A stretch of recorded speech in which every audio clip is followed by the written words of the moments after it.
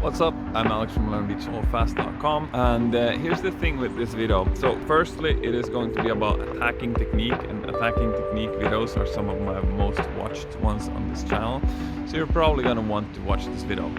But secondly, I am currently in the process of creating and editing probably the best video on this YouTube channel so far, and the one that I'm like putting my all into. But there's a problem with this video is that I realized that I'm not going to be able to finish it before the summer of 2024 is over. I mean, maybe it's already over, but it's sunny today at least, and warm. So I decided something because I think it's important that I still get this concept of this video out into the world. So I decided to make this sort of quick and crude version of the video, which is what you're watching right now. So yeah, if this video quality would annoy you at all, don't worry, there's better versions coming out. There's longer versions, shorter versions, more in-depth versions, all kinds of versions coming out of this concept. But for now, in 2024, this is what I was able to edit together.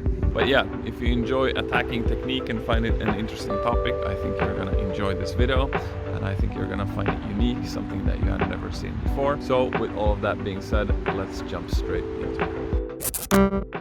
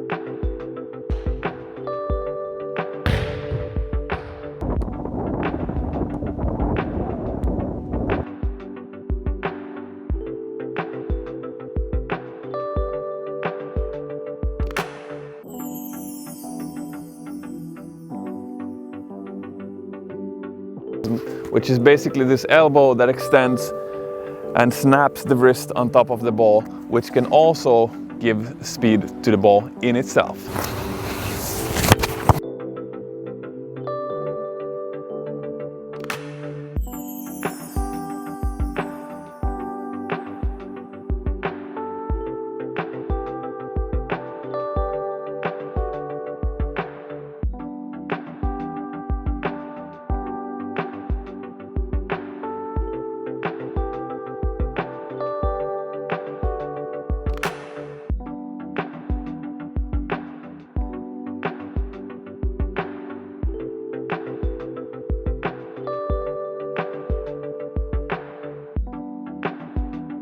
So the first one is the core powered, like how the core puts speed into the arm.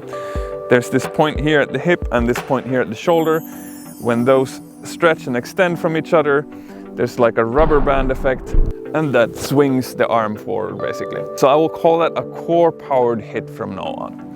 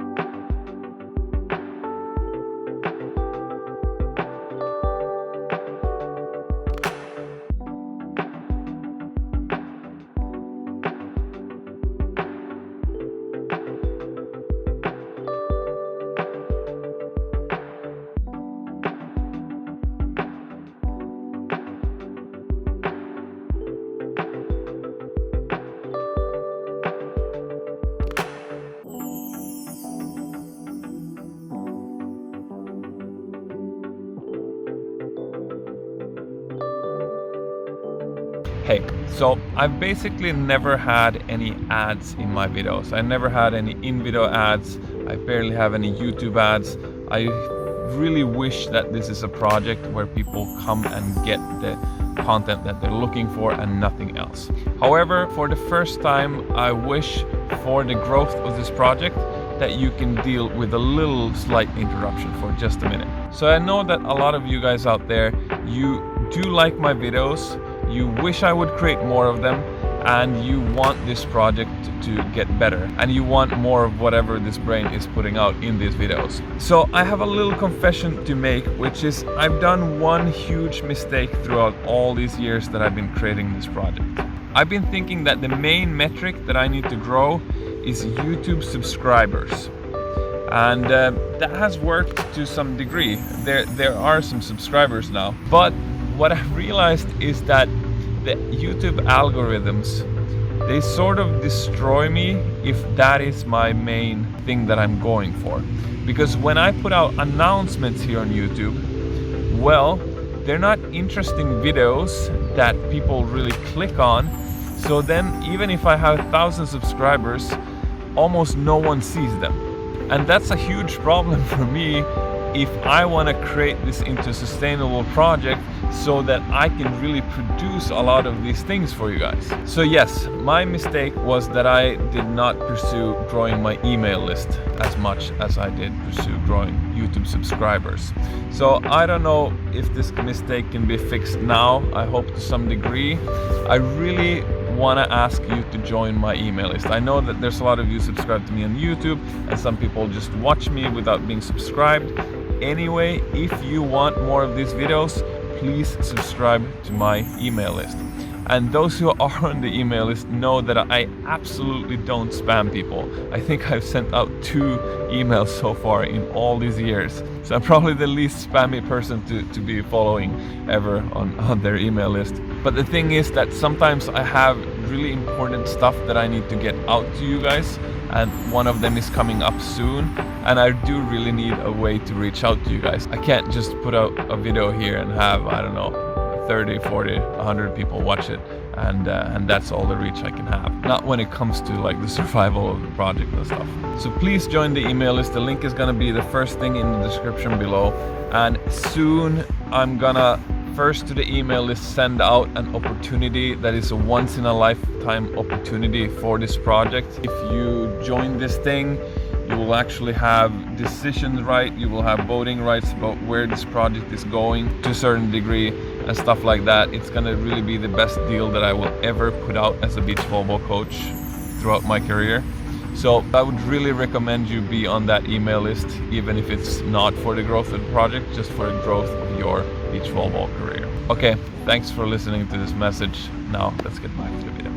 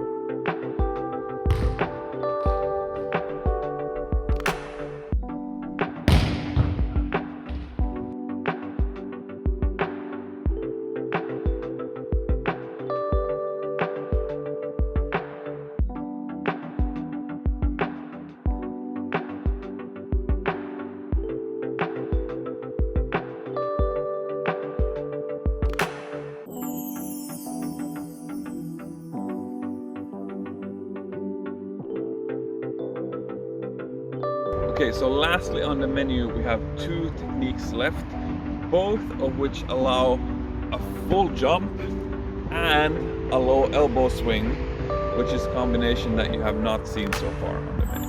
However, one of these 2 techniques I do not recommend for the vast majority of players out there, and one could almost say that it's in here as a warning of what can go wrong if you are not careful. So I might ruffle some feathers in both the online and offline volleyball and beach volleyball coaching world by saying this, but so far almost everyone that I've seen teach a low elbow swing teaches this version that I do not recommend people learning.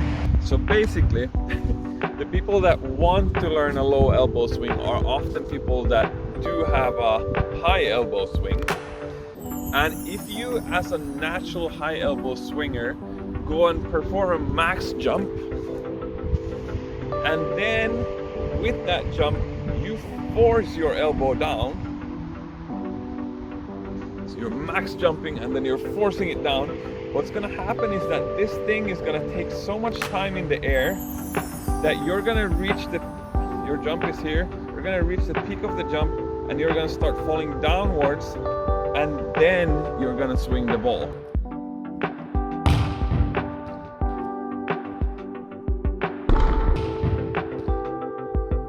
Because this whole thing, when forced, just takes too much time. So yes, you might be max jumping, having a low elbow and max swinging, but you still won't have a max contact point, because a max contact point requires a max jump, a max reach at the perfect timing. And with this force technique, you don't have the perfect timing of the swing.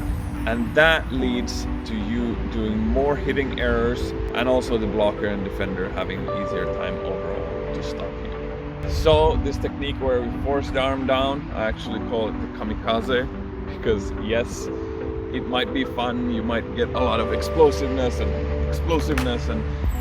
you can even hit very hard and you might feel like the king of the beach for a while, or queen of the beach, but in actuality it's kind of a suicide mission. So here's an interesting thing. So everyone I've seen so far teach a low elbow swing has been either teaching this just get the elbow down, force it down method, or jump less than maximum to help with the low elbow, which is a category that the 2 previous techniques on this menu could be categorized under. However, the interesting point is that these coaches that do teach this, jump fully and force the elbow down, they will still have some success with some players, namely the players that have a natural low elbow, or the players that have the prerequisites for having a natural low elbow. So even if there would be hundreds of coaches out in the world teaching this low elbow thing that I don't think is going to be good for the vast majority of players, they're still going to get some players through to have like videos like, hey look, I coached this player and here's the result now, and it will be actually a really good result. Then again, there is the last technique on my menu, which is a max jump and low elbow swing, but where the low elbow happens quickly rather than having to being forced down. And it does that because of sophisticated biomechanical realities. And it's the exact same biomechanical realities as the natural low elbow swingers already have in place.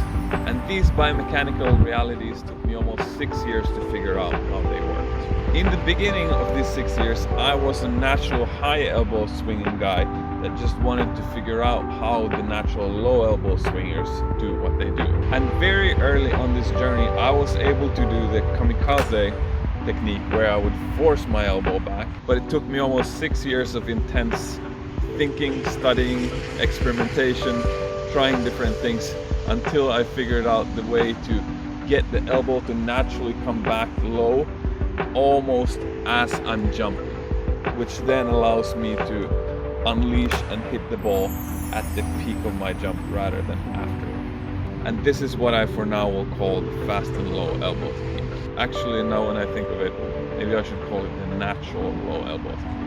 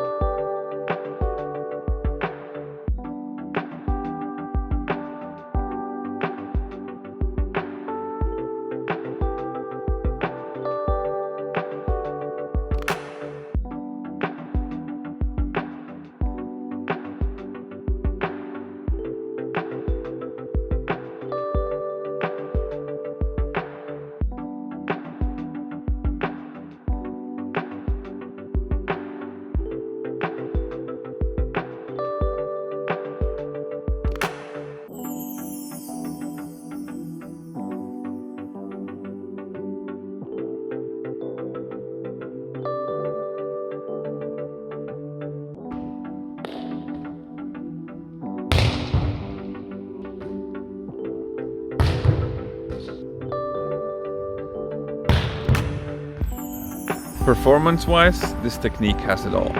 It allows for a maximum jump, but at the same time a low elbow swing where the elbow gets back to its most backward position so fast that one can in a relaxed and explosive manner swing the arm at the peak of the jump or even a bit before the peak. This allows for a maximum jump and reach, maximum power, optimal timing and maximum angles available type of swing. When it comes to the disadvantages of the swing, as far as I can see, it only has one, but a pretty significant one. It is for most players by far the most difficult and work-intensive technique to learn.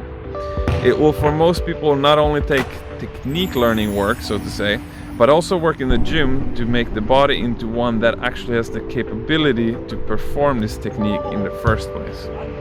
The player must be able to activate certain tricky muscles, have certain amounts of mobility, etc. For me it took almost 6 years, tens of thousands of swings and hundreds of hours in the gym to figure out all the required pieces.